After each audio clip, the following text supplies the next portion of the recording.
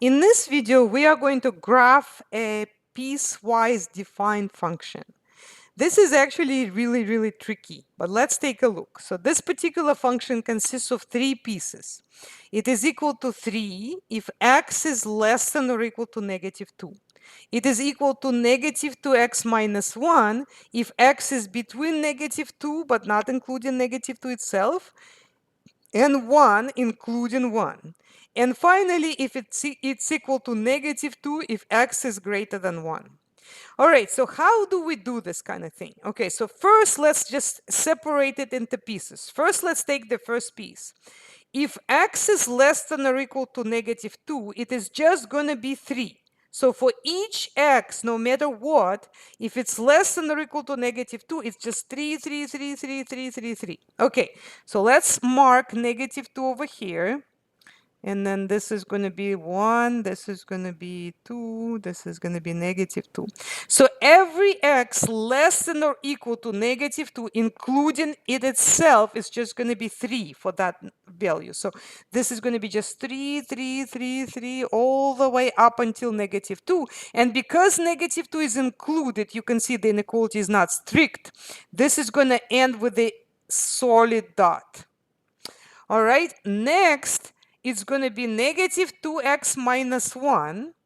So go ahead and plug in -2 in for x, but remember that it wasn't included, but you still plug it in. So you're going to get -2 multiplied by x, which is -2, right? So I'm plugging in this guy for x, minus 1.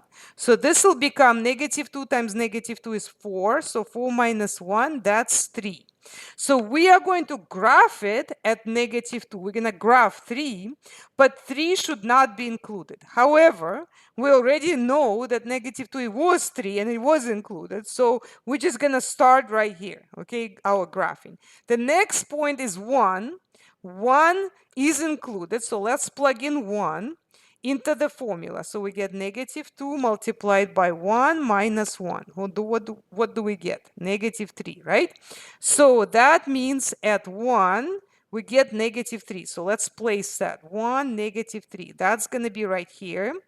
And it's going to be a solid dot because it's included.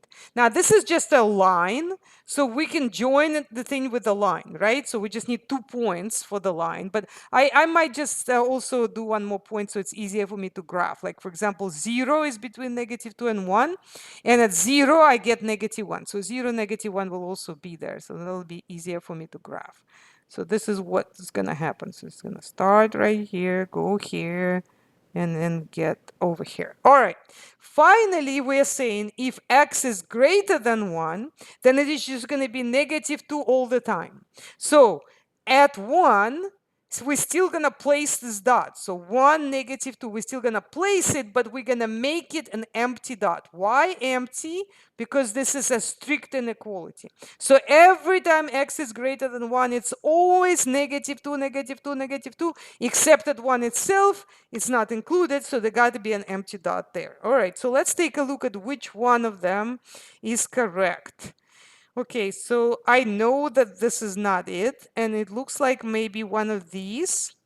So let's see. So it's got to be 3 first, then it has to go to -3, and then 2. Okay, so the only thing that I see different between these two graphs is which one is solid, which one's empty. So see how the bottom one should be solid and the top should be empty. So I think it's this one right here.